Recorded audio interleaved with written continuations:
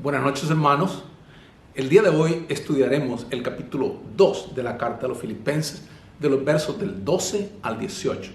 Filipenses 2, del 12 al 18. Daré lectura a la palabra de Dios. Por tanto, amados míos, como siempre habéis obedecido, no como en mi presencia solamente, sino mucho más ahora en mi ausencia, ocupaos en vuestra salvación con temor y temblor. Porque Dios es el que en vosotros produce así el querer como el hacer por su buena voluntad. Haced todo sin murmuraciones y contiendas, para que seáis irreprensibles y sencillos, hijos de Dios sin mancha en medio de una generación maligna y perversa, en medio de la cual resplandecéis como luminares en el mundo, asidos de la palabra de vida, para que en el día de Cristo yo pueda gloriarme de que no he corrido en vano, ni en vano he trabajado. Aunque sea derramado en libación sobre el sacrificio y servicio de vuestra fe, me gozo y regocijo con todos vosotros. Y asimismo, gozaos y regocijaos también vosotros conmigo. Pablo exhorta a los filipenses mucho más que a vivir en unidad en una situación dada. Los exhorta a vivir una vida que conduzca a la salvación de Dios en el tiempo y en la eternidad. En ningún otro lugar del Nuevo Testamento se presenta la obra de la salvación de una manera tan sucinta como aquí. Como la antigua versión Reina Valera ponía los versículos 12 y 13. Ocupaos en vuestra salvación con temor y temblor, porque Dios es el que en vosotros obra así el querer como el hacer por su buena voluntad. Como siempre, Pablo escoge también aquí sus palabras cuidadosamente. Ocupaos en vuestra salvación. La palabra que ocupa para ocupaos es katergasestai, que contiene siempre la idea de llevar algo a su culminación, no dejarlo a media, sino que llevar algo a su culminación. Es como que si Pablo dijera, no se paren a mitad del camino, sigan adelante hasta que la obra de la salvación se realice plenamente en vosotros. Ningún cristiano debería conformarse con nada menos que los beneficios totales del Evangelio, porque Dios es el que en vosotros obra, así el querer como el hacer, por su buena voluntad. La palabra que usa Pablo para obrar y hacer es la misma, el verbo energein. Hay aquí dos cosas significativas. Siempre se usa con respecto de la acción de Dios y de una acción efectiva. La obra de Dios no se puede frustrar ni quedarse a medias. Tiene que ser efectiva y completa. Como hemos dicho, este pasaje presenta perfectamente la obra de la salvación. Veamos. En primer lugar, la salvación es cosa de Dios. Podemos explicarlo o quizás señalar tres puntos al respecto. Es Dios quien obra en nosotros el deseo de ser salvos. Es Dios quien obra en nosotros el deseo de ser salvos. Es verdad que nuestros corazones, como dijera San Agustín, están inquietos hasta que encuentran reposo en Dios. Y también, él decía, no habríamos podido ni siquiera empezar a buscarle si no fuera porque Él ya nos encontró. San Agustín. El deseo de la salvación de Dios no lo alumbra ninguna emoción humana, sino Dios mismo. El principio del proceso de nuestra salvación lo despierta Dios. La continuación de ese proceso depende de Dios. Sin su ayuda no podemos progresar en la bondad, ni conquistar ningún pecado, ni lograr ninguna virtud. El final del proceso de nuestra salvación está en Dios, porque es la amistad con Dios cuando somos suyos y Él es nuestro. La obra de nuestra salvación empieza, prosigue y termina en Dios. En segundo lugar, esto tiene otra cara. La salvación también es cosa del ser humano. Ocupaos de vuestra propia salvación, dice Pablo, o pide Pablo más bien. Sin la cooperación de la persona, hasta Dios es incapaz, porque Dios no se impone sobre la voluntad de nadie. Tiene que haber el deseo de hacerlo. Tiene que haber en el corazón la disposición de hacerlo. Es un hecho que uno tiene que recibir un beneficio o un regalo. Uno puede estar enfermo y el médico recetar las medicinas que le pueden sanar. Pero si no se las aplica y rechaza neciamente toda ayuda, no tiene remedio. Así sucede con la salvación. Dios nos la ofrece. Si no, no la lograríamos de ningún modo. Pero nadie puede recibir la salvación a menos que responda al ofrecimiento de Dios y tome lo que Dios le da.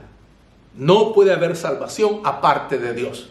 Pero lo que Dios ofrece, el ser humano lo tiene que recibir. No es nunca Dios el que retiene la salvación, sino la persona la que se priva de ella.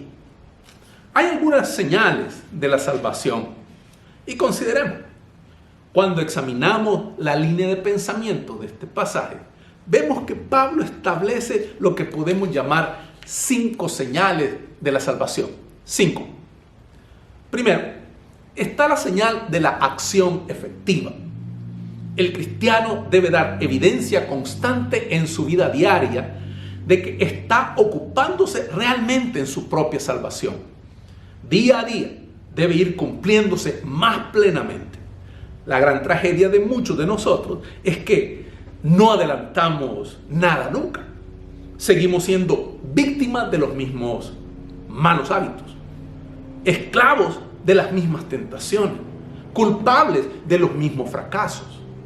Pero la verdadera vida cristiana debe ser un progreso continuo, porque es un viaje hacia Dios. Segundo, está la señal del temor y temblor. No se trata del terror y del temblor del esclavo que le tiene pavor a su amo, ni tampoco del miedo y el temblor ante la perspectiva del castigo. Procede de 2 cosas. En primer lugar, de un sentimiento de nuestra propia criaturidad, un sentimiento de saber que somos criatura y de nuestra propia impotencia para enfrentarnos triunfalmente frente a la vida, ¿no? Con la vida. Es decir, no es el temor y temblor que nos hace escondernos de Dios, sino más bien el temor y temblor que nos impulsa a arrojarnos en sus brazos, con la seguridad de que sin su ayuda no podemos enfrentarnos efectivamente con la vida. Procede, en segundo lugar, del horror de ofender a Dios. Cuando amamos de veras a una persona, no tememos el mal que nos pueda hacer, sino el que le podamos hacer nosotros. El gran temor del cristiano es el crucificar a Cristo otra vez. Tercero, está la señal de la serenidad y la certeza. El cristiano lo hace todo sin murmuraciones ni discusiones. La palabra que usa Pablo para murmuraciones es poco corriente. Gongumos es el término en griego. En el griego de las Sagradas Escrituras tiene una conexión especial. Es la palabra que se usa para las murmuraciones rebeldes de los israelitas durante su peregrinación por el desierto. El pueblo murmuró contra Moisés. Así nos lo dice Éxodo 15:24, Éxodo 16:2, Números 16:41. Gongumos es una onomatopeya. Describe el murmullo en voz baja, amenazador y descontento de una multitud que desconfía de su dirigente y que está al borde de la rebelión. La palabra que usa Pablo para discusiones es dialogismos, que describe las disputas inútiles y a veces malintencionadas. La vida cristiana tiene la serenidad y la certeza de la perfecta confianza. Cuarto, está la señal de la pureza. Los cristianos, como dice la Biblia, han de ser irreprochables, sencillos y sin mancha. Cada una de estas palabras hace una contribución a la idea de la pureza cristiana. Podemos dividir esta señal de pureza en tres aspectos. La palabra traducida por irreprochable es amentos y expresa lo que es el cristiano para el mundo. Su vida es de tal pureza que no hay nadie que pueda encontrar en ella nada que reprochar. Así debe ser la vida de un cristiano. A menudo se dice en los tribunales de justicia que los procedimientos no solo deben ser justos, sino también parecerlo. Es decir, que se vea que lo son. El cristiano no solo debe ser puro, sino que la pureza de su vida debe estar a la vista de todo el que quiera ver su vida, su testimonio. Segundo, la palabra traducida por sencillo es akeraios, que expresa lo que el cristiano es en sí mismo. Akeraios quiere decir literalmente sin mezcla, no adulterado. Se usa, por ejemplo, del vino o la leche a los que no se les ha añadido agua, o del metal que no tiene aleaciones. Cuando se usa de las personas, implica que no tienen motivos ocultos, motivos malos ocultos. La pureza cristiana debe desembocar en una sinceridad total de pensamiento y carácter. Tercero, la palabra traducida por sin mancha es ámonos, que describe lo que es el cristiano a los ojos de Dios. Esta palabra se usa especialmente en relación con los sacrificios que son aptos para ofrecerse en el altar de Dios. La vida cristiana debe ser tal que se pueda ofrecer como sacrificio sin mancha a Dios. La pureza cristiana es irreprochable a los ojos del mundo, sincera para consigo y apta para soportar el escrutinio de Dios. Está la señal del esfuerzo evangelístico, en quinto lugar. El cristiano ofrece a todos la palabra de vida, es decir, la palabra que da la vida. Este esfuerzo evangelístico, misionero, tiene dos aspectos.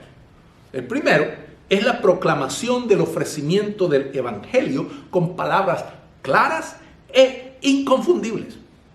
Segundo, es el testimonio de una vida que es absolutamente recta en un mundo torcido y pervertido. Es el ofrecimiento de la luz en un mundo tenebroso. Los cristianos han de ser luces en el mundo. La palabra que se usa para luces en griego es fósteres. Es la misma que se usa en la historia de la creación del sol y la luna, que Dios colocó en el firmamento de los cielos para que iluminaran la tierra. Génesis 1, del 14 al 18. El cristiano ofrece y muestra rectitud en el mundo retorcido y luz en un mundo tenebroso. Pablo recurre a usar una serie de ilustraciones. Este pasaje concluye con dos ilustraciones gráficas típicas del pensamiento paulino. La primera, anhela el progreso cristiano de los filipenses para al final del día poder tener el gozo de saber que no ha corrido ni laborado en vano. La palabra que usa para laborar es copian. Hay aquí dos posibles imágenes. La primera, puede que esté pintando el cuadro de una labor agobiante. Copian quiere decir trabajar hasta el agotamiento. Y dos, puede que copian describa el esfuerzo del atleta en la competición. Y que lo que Pablo quiere decir sea que pide a Dios que toda la disciplina del entrenamiento que se ha impuesto no haya sido inútil. Una de las características del estilo literario de Pablo es su amor a las ilustraciones de la vida del atleta. Y no nos sorprende, en todas las ciudades griegas había un gimnasio que era mucho más que un campo de deportes. Era en el gimnasio donde el antiguo filósofo Sócrates discutía a menudo los problemas eternos. Era en el gimnasio donde los filósofos y los sofistas y los maestros y predicadores ambulantes encontraban muchas veces sus audiencias. En cualquier ciudad griega, el gimnasio era no solamente el campo de entrenamiento para los deportistas, sino también el club intelectual de la ciudad. En el mundo griego había los grandes juegos ísmicos de Corinto, los grandes juegos panjónicos de Éfeso y los más importantes de todos, los Juegos Olímpicos que se celebraban cada 4 años. Las ciudades griegas estaban enfrentadas a menudo y a veces en guerra. Pero cuando llegaban los Juegos Olímpicos, no importaba lo seria que fuera la disputa, se declaraba un mes de tregua para que los Juegos Olímpicos se llevaran a cabo deportivamente. Los atletas no eran los únicos que iban, sino también los historiadores y los poetas para dar lectura a sus últimas obras. Y los escultores de fama inmortal iban a hacer estatuas de los vencedores. No cabe duda que Pablo iría a ver estos juegos en Corinto y en Éfeso, donde había multitudes. Ahí estaría Pablo tratando de ganar a los más posibles para Cristo. Pero aparte de ir para predicar, había algo en aquellas contiendas atléticas que encontraba un eco en el corazón de Pablo. Conocía los combates de los boxeadores, 1 Corintios 9:26. Conocía las carreras pedestres, las más famosas de todas, las contiendas. Había visto al heraldo llamando a los corredores a la línea de salida, 1 Corintios 9:27. Había observado el esfuerzo de los corredores hacia la meta, Filipenses 3:14. Había visto al juez conceder el galardón al final de la carrera, 2 Timoteo 4:8. Conocía la corona de laurel de los vencedores y su júbilo, 1 Corintios 9:24, Filipenses 4:1. Conocía los rigores de la disciplina a la que tenía que someterse el atleta y las reglas estrictas que tenía que observar, 1 Timoteo 4:7, 2 Timoteo 2:5. Así es que su oración era que no le pasara lo que a un atleta que se hubiera estado entrenando sin escatimar esfuerzos y privaciones para no llegar a nada. Para él, el mayor premio de la vida era saber que por medio de él otros habían llegado a conocer, a amar y servir a Jesucristo. Segundo, pero Pablo presenta otra ilustración en el versículo 17. Tenía el don de hablar de tal manera que todos le podían entender. Una y otra vez tomaba sus ilustraciones de las ocupaciones normales de las personas a las que se dirigía.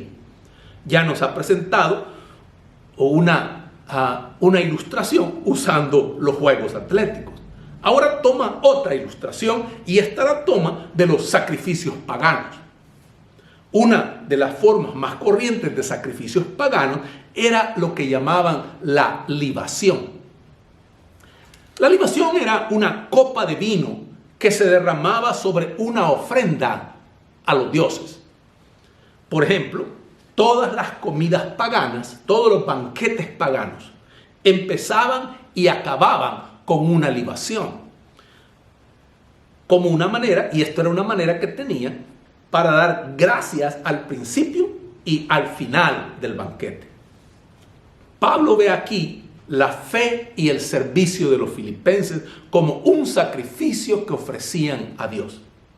Sabía que podía ser que su muerte no estuviera muy lejos, porque estaba escribiendo desde la cárcel y esperando ser juzgado. Así es que dice que está dispuesto a ser derramado en libación sobre el sacrificio y servicio de la fe de los filipenses. En otras palabras, lo que les está diciendo a los filipenses es esto: vuestra fidelidad y lealtad cristiana ya son un sacrificio a Dios. Y si a mí me toca o me tocara morir por Cristo, estoy dispuesto y contento de que mi vida se derrame como una libación sobre el altar en el que se ofrece vuestro sacrificio.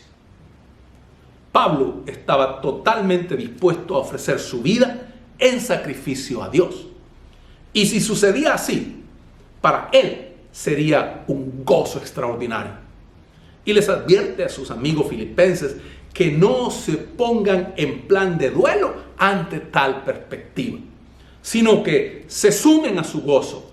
Para él, cualquier llamado o llamada al sacrificio y al trabajo era una llamada a mostrar su amor a Cristo. Y por tanto, la recibía sin quejas ni pesares, sino con gozo. Hermanos, que Dios les bendiga.